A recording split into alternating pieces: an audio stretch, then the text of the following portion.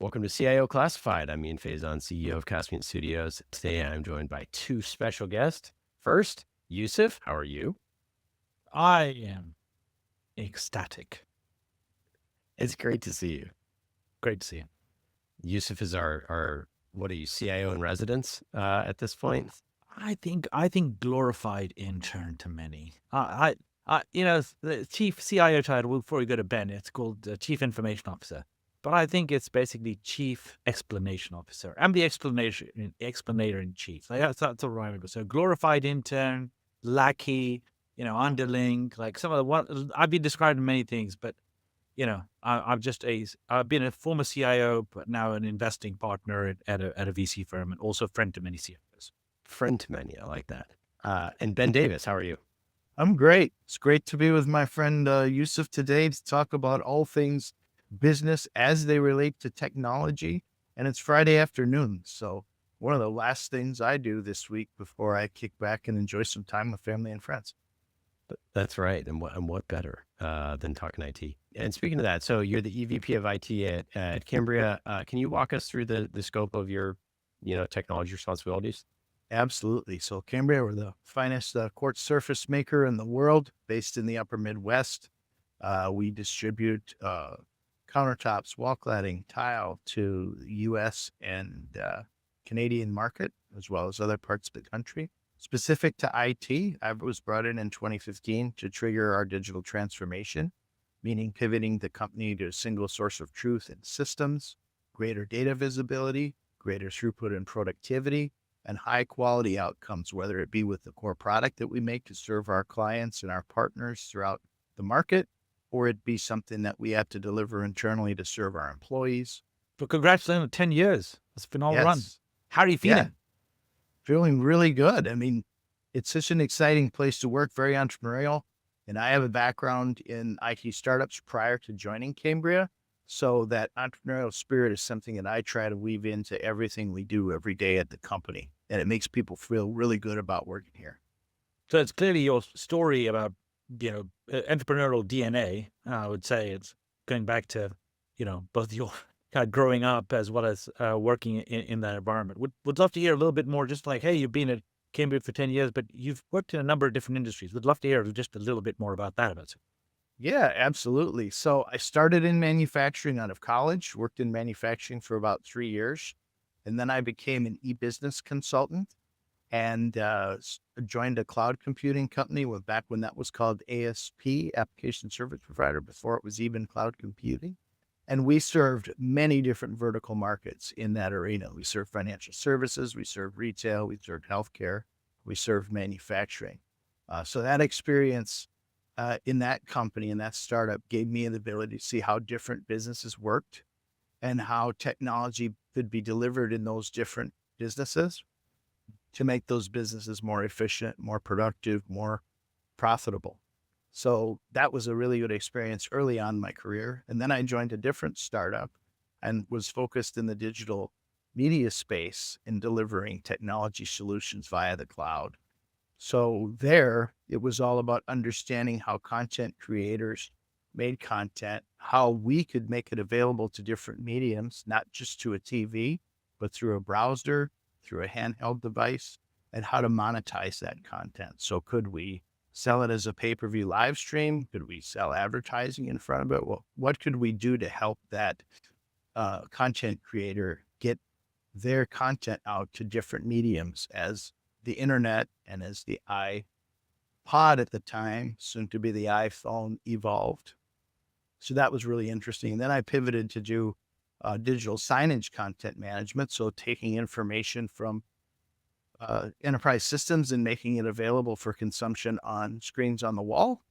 And then I joined Cambria. So I've been in many different settings, business settings, technology startup settings. Been acquired 3 times. So it's been an interesting ride. I think it gives me a really good perspective to serve as that trusted pair of hands in the leadership team, supplying the right insights into how to get the most out of technology.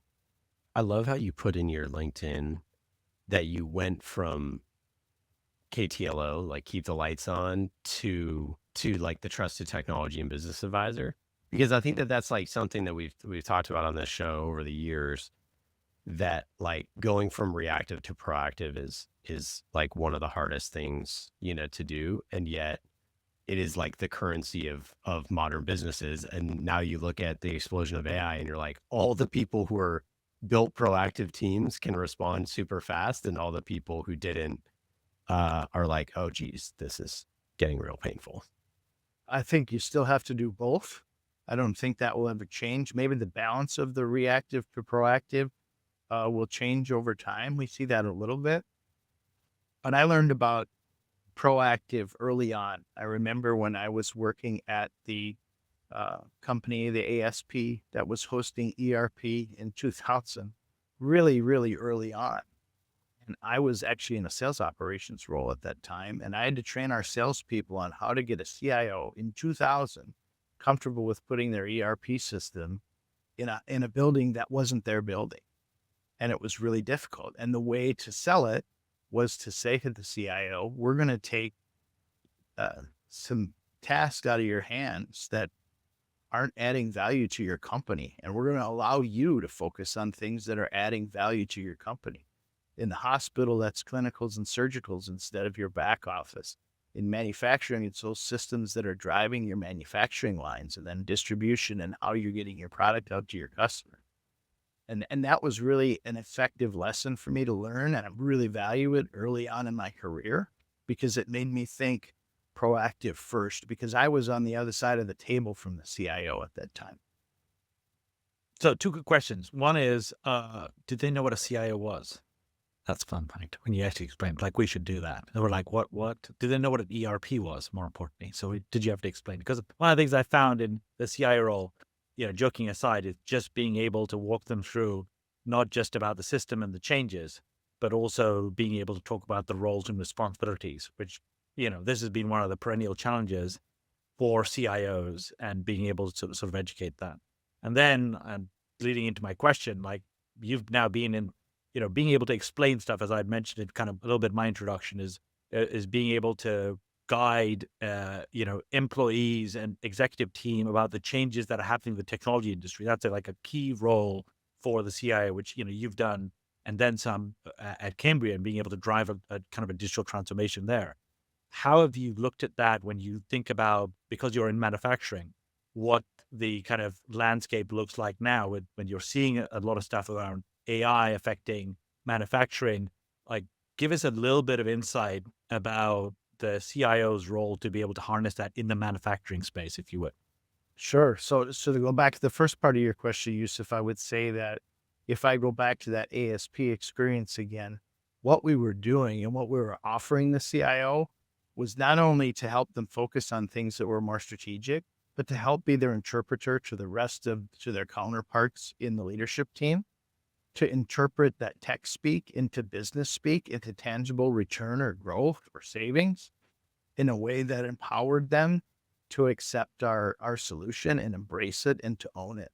And I think that really holds true as a CIO in manufacturing, because you have to do the very same thing. Our IT department has to interpret the technology to find allies in the manufacturing space that are excited about the technology and want to learn more about it, and engage those people, and then work jointly on how to spread the news on how technology is going to improve their job and how they get to be lifelong learners and get excited about something that's new.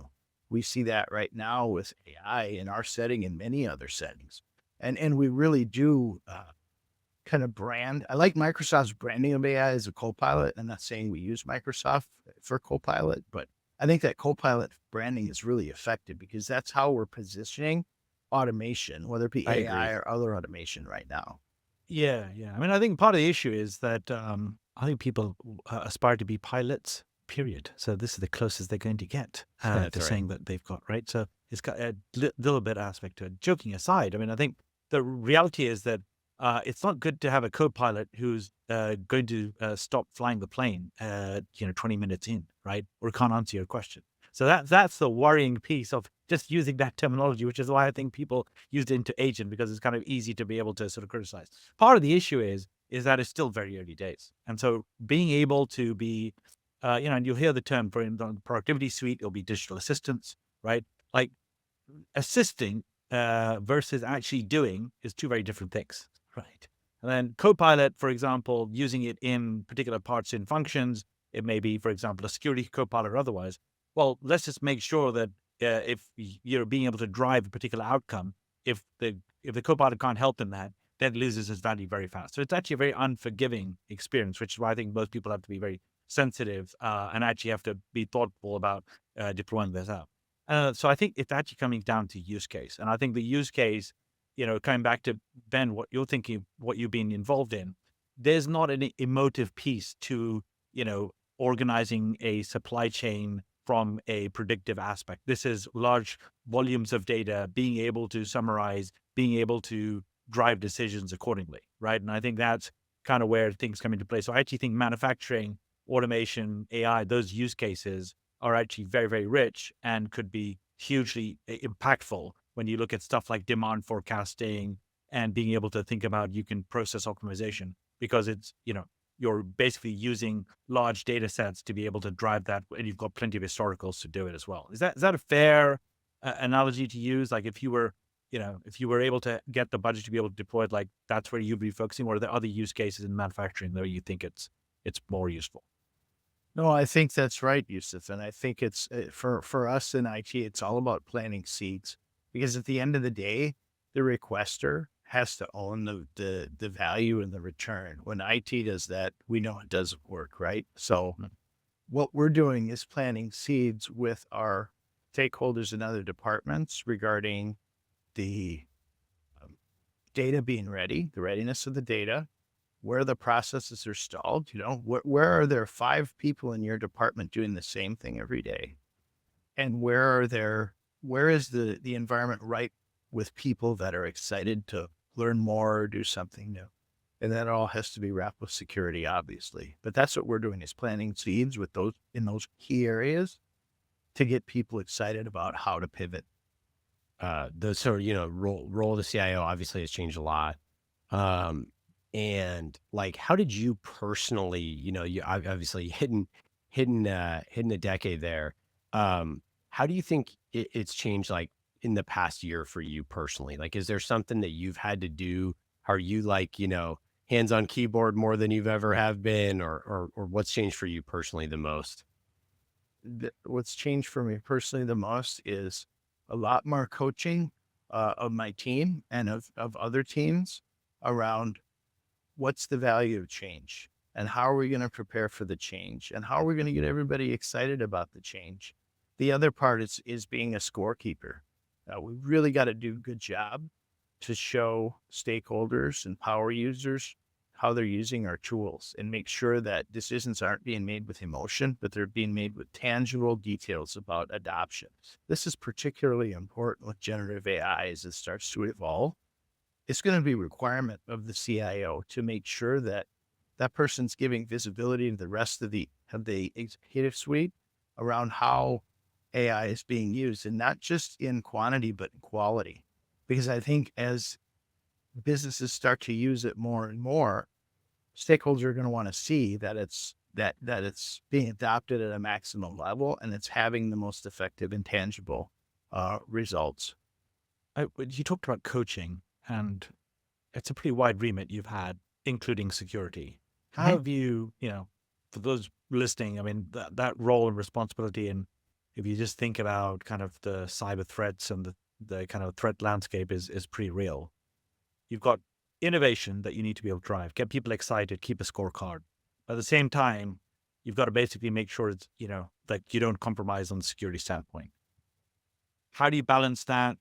How do you, keep up to date? I've been calling me from time to time, I'd like to think. But, It's all about training, Right. giving people training opportunities and testing opportunities at the right times to make them aware of the threats. And then again, it's also about keeping score. We've got to show our leaders how their staff is doing at the testing and the training around security and what that means for them, and almost gamify it or make it a competition. And we've had some success with that. Are you a zero trust shop? Is that a philosophy that you buy into? Do you think about, particular areas on whether it's physical security or identity that, has been more top of mind than others for you? Physical security is obviously top of mind. Having many different distribution centers and manufacturing settings, those have to be secure. The other thing and we do. I mean, I don't we wish to brag, but I think people will fear the guy with the sweater vest, quarter tip as That's well. true. This makes sense. Pretty intimidating presence, but It yeah, is totally. I'm a little intimidated myself, but Right. I would say we do embrace zero trust, but in manufacturing, we also have legacy and technical debt. But that technical debt supplies value, and to change out the technical debt, we've got to change out $1 million machines. So we have to be very thoughtful about how and when we're going to do that, and that's when we have to engage in things like ring fencing and doing things with our network in order to protect ourselves. Yeah, let's talk manufacturing. I guess high level, like how different is it being a CIO of a manufacturing company? Well, I think it's different in a lot of positive ways because you're making things, right? I mean, Yeah. everybody in our company gets great energy out of our factory when you go see our factory. We just had one of our strategic technology partners to our factory yesterday, gave them energy, and then it makes us feel good as a company when the vendor says we were so impressed, which is really, really good. So I think there's a lot of positives around that because you're making something tangible and you get to contribute to that. And people who are even in the IT department feel really good about their contribution to that, which I think is important. I think the hard part of manufacturing is there is legacy technology that you have to support. And then we have to get creative about security in order to facilitate that. And we have to get creative about how we're going to offer uptime and have hot spare, warm spare, cold spare, or we're going to procure old parts that we can't get anymore. So there are some challenges that come with manufacturing for sure. Ben, let me ask you this. You pointed a key thing. Driving change is a key part of the role for the CIO. But I just do want to make sure I'm very clear about it. It's like you've got to be able to drive change in an organization. For the CIOs who are listening and the IT leaders are listening to, what are the one or two things that you've done where you've effectively had to say, I don't think we should be doing it, or we need to be able to make this change? Could you think about, where you've had that instance of being able to do it? It may well be more recent when it thinks about people coming to you for AI. I know that you've been in the company for a long time, but it may well be a major change on the security stack or otherwise. How have you gone about doing it? Yeah, I think as far as making change, you've got to get partnership with others in your organization, even on security, get them to understand. You've got to take the time to get them to understand and think about how your message is being received and what's going to resonate with them so that they understand it and they can support you in it. I think that's the biggest challenge any IT leader faces is trying to move unilaterally without making the solution that that they believe is important someone's problem or someone's solution, so that they can present that to the stakeholders in a meaningful way and really advance change within the business. So Ben, we've covered a couple of topics. We've talked about security. We've talked about, the kind of your role, going a little bit more depth, driving change. I think it's important because there's going to be startups that are listening to this. There are investors going to be listening, and there's going to be CIOs who are going to be listening to this, and some of your peers, and you'll probably get bombarded on LinkedIn for other manufacturing CIOs. Like, I want as well. I want to speak to Ben. And I do hope that happens. What do you think, if there are one or two opportunities with the use of AI in the manufacturing area, where do you think those are that people should be thinking about? And if you had endless budget, which we all know that CIOs do not, and we have to challenge on this. I know I've gone through that battle for years and many other CIOs have. Where do you see the one or two opportunities where you say, that's exciting, Yousuf, like, help me here? Yeah, I mean, I would say there's a lot of opportunity in forecasting what we need to procure to make our product, forecasting where we need to put our point of sale information and where we need to put our products to get them to sell, and then forecasting where our human capital and sales should focus their time in order to be successful at selling. I think that's a big one. And then obviously product quality is another one. What can we do to make sure that our product is of highest quality and to make sure that we're consistently making high quality product? Can you clarify the commitment piece? You said, what do you mean by that? Because it's not something which is uh, commonly used, at least. I just want to understand what Sure. the level of commitment and Two how where things. AI comes in. So our product has a warranty. So we have to be able to support that warranty. So any commitment we make to a partner or a consumer, when they ask a question about something that they're asking us to do, whether it's fulfilling an order or being there to answer questions or repair something or give them guidance on how to do something, install our product, we've got to be able to make consistent and efficient outputs on that to our partners and our consumers. And then obviously in the ordering process, we want to make that as consistent and as timely as possible. When you're going to receive a 800-pound slab or multiple 800-pound slabs, you've got to be ready for it. You know when it's going to be there and know how to handle it when it gets there. So having consistent communications on that action that step is very important to us. But it's just going to, I'll punt to you next, but with all of these use cases that you talked about with the use case AI, you've got data that's kind of scattered across all of these, right? You've got the customer databases, you've got the sales platforms. And so like, is data quality an issue? Do you have to think about this? Like, how would you be able to solve this? Because, garbage in, garbage out. You want to be able to sort of do this right. Any opinions, any viewpoints of how you think about that? Data quality is an issue, as you probably well know. And I've done in forums of CIOs ask the questions, who solved data governance and master data management in their company? And no one ever raised hands, right? Because no one's done it yet. Becoming more and more critical as it relates to applying artificial intelligence. I think that as far as data readiness, we evaluate that when we look at a use case for agentic AI. That's first and foremost. And then we identify who owns the data, how are we going to clean up the data to make that work. Our enterprise data warehouse has a lot of tools within it that's making it easy for us to get the data ready for AI, even if it's cross-system data.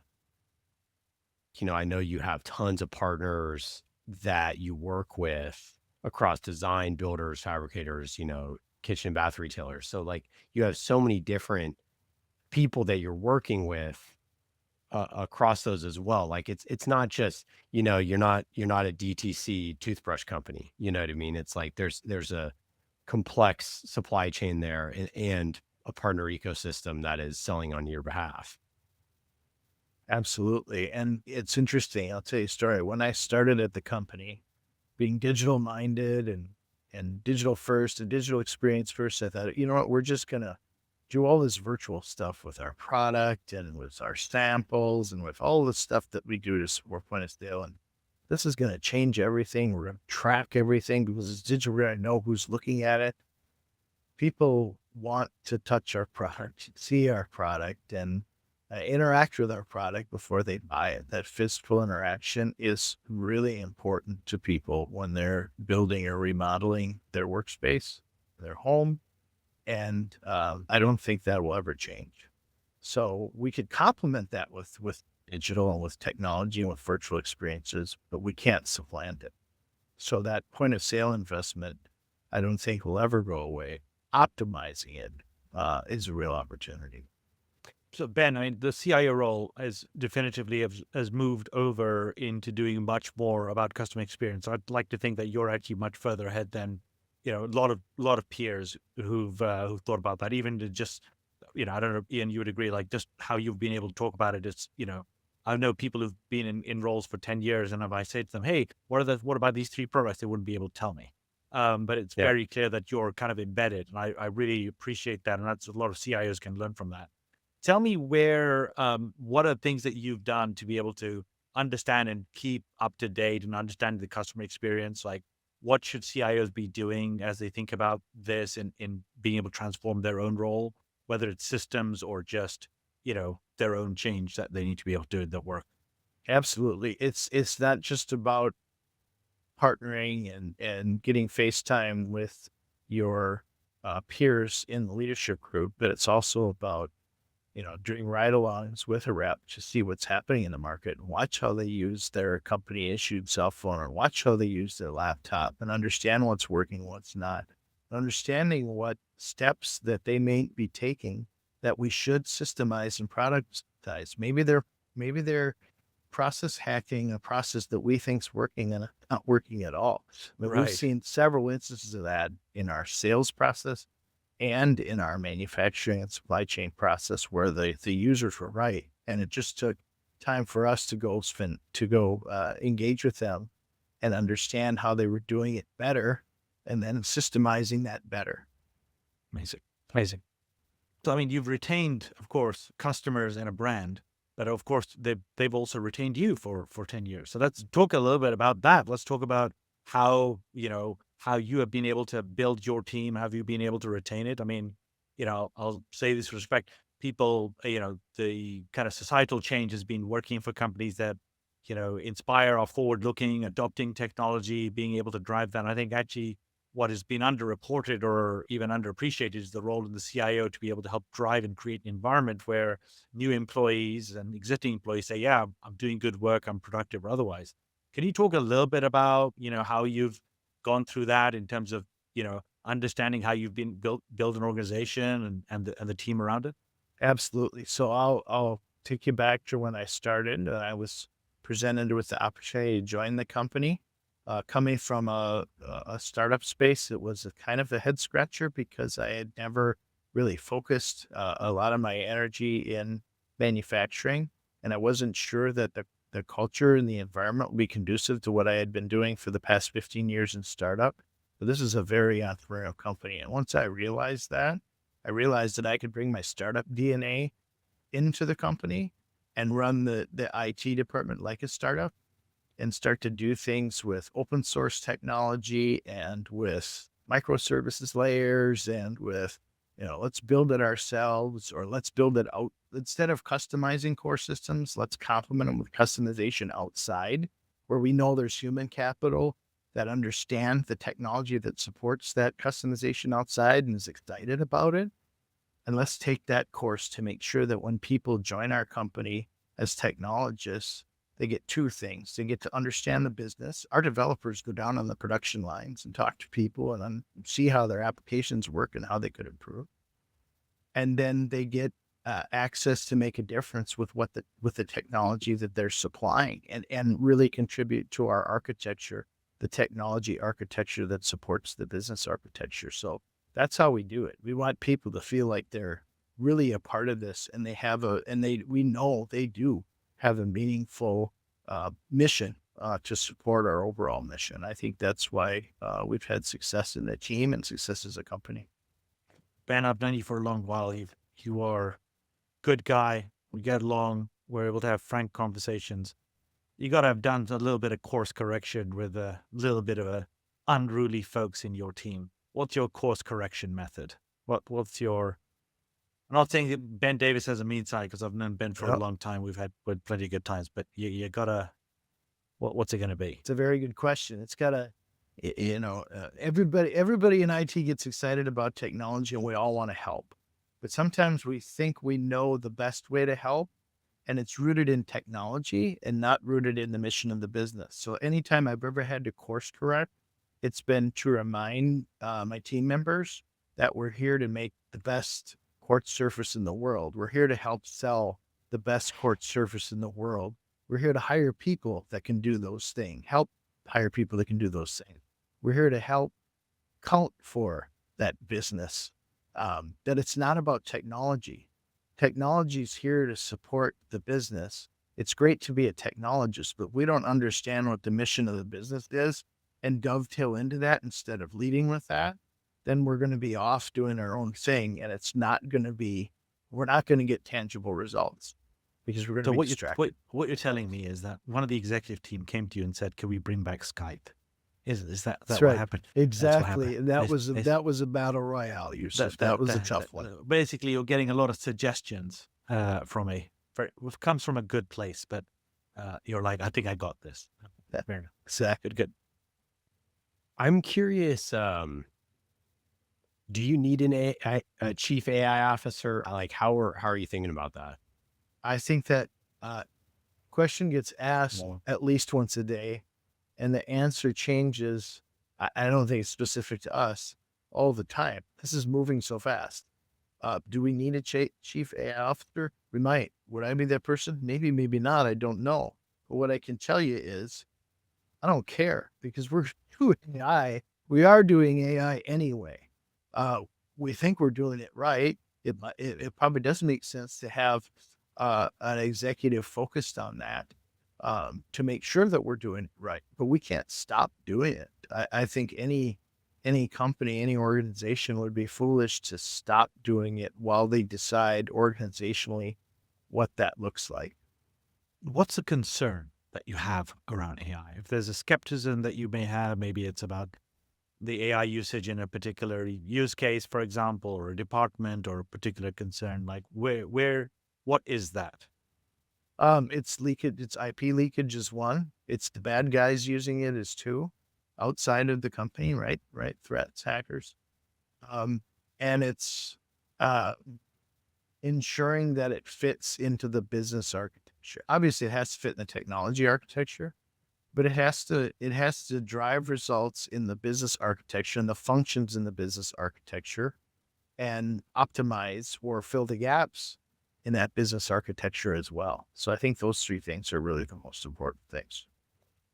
This is like, we talked about shadow IT over the years. Like, this is like the ultimate, like, people swiping credit cards using their own stuff, doing those things to try to get, and just the usage of just so many different tools, and like personal preferences around this stuff is crazy, who likes ChatGPT or Claude or whatever.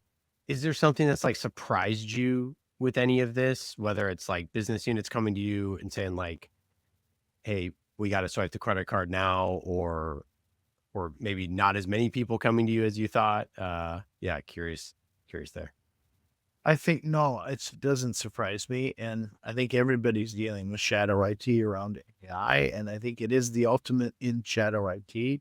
I think for the technology leader, critical again to supply visibility to where it's being used and where it's not, and even the unsanctioned ones. I think the technology leader has to be able to describe what that usage looks like and why it's happening and what to do about it.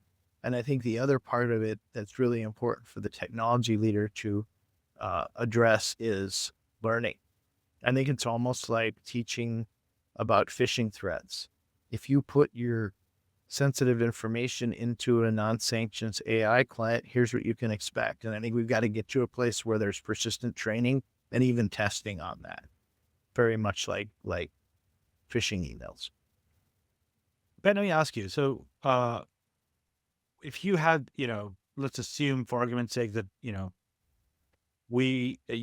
had the ability to substantially increase in budget, or, let's argue again, we've talked about this. CIOs have struggled in being able to justify, etc. But let's hypothetically assume that you had a substantial increase in budget.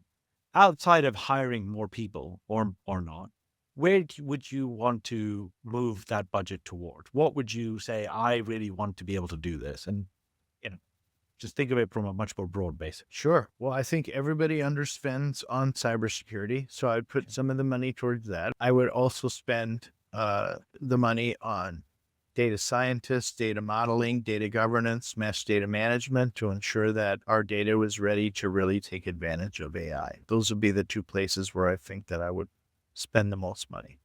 Do you have a lot of tech debt, or how have you dealt with legacy, I don't know, data or otherwise? Or is this just going to be something that you're going to have to constantly just deal with as you go forward? We do have tech debt. Our company has done, and our team, like, really proud of my team and how we've addressed that tech debt over the last 10 years.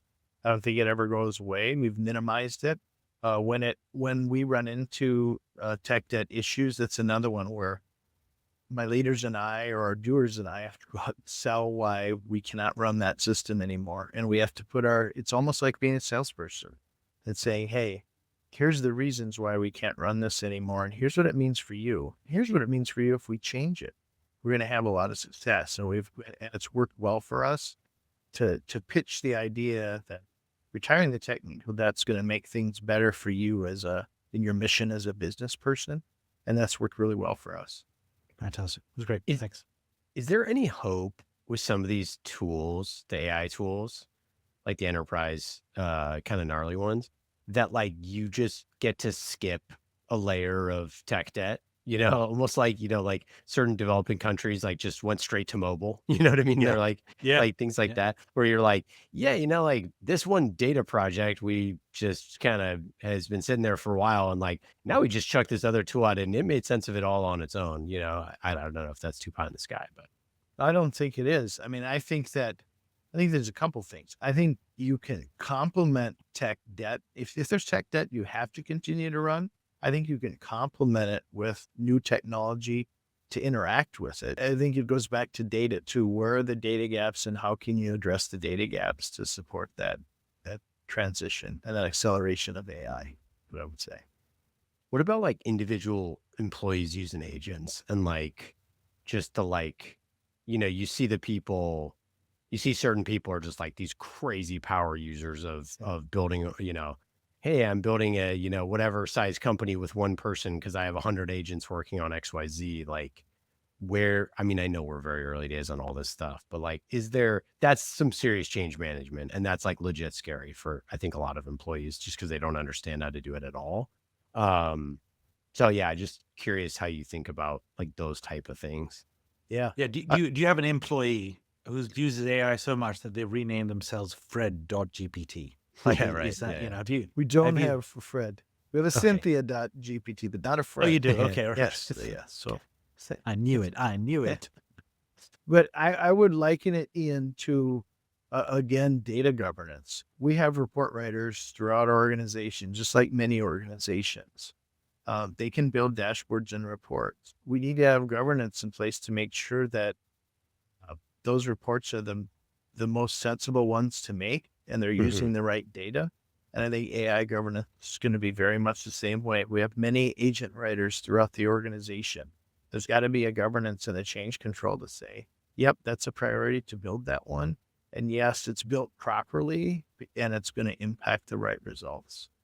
It is one of the things that I've thought, you see sort of some of the prognostications about like, what AI can and can't do and jobs and all this sort of stuff. But I'm like, it's just manufacturing is so rad. And like, it's really cool to see a really American manufacturing success story that, obviously ain't slowing down anytime soon, but also just like fills a real obvious, clear customer need that people are fired up every single day. And as someone who has quartz countertops in their house, they're like, it's a great day. Like that's a great day when that puppy goes in and you get that thing delivered and it's sitting there and you're like looking at the box and you're like, please don't have any blemishes, but like, that's the sort of, business stuff that is so cool that I'm sure, you mentioned how exciting it is and how much people get excited to see the factory. I was just in a factory a couple of weeks ago in Dallas, Texas, and man, it really is electric. I mean, it is so cool going to a factory in America. It is really, really cool. So It's understated the actual joy of having a complete product fully installed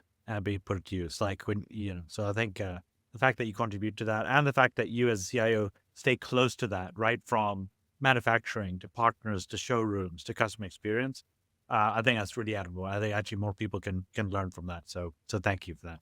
My pleasure. It's fun to do. It's, you're, I always say business-minded technologist. So I pride myself to be that my whole career. And I get to do that here. I mean, all business-minded in the, like you said, in the showroom, on the factory floor, understanding how technology, change management, improved processes, greater data visibility is going to lead to success.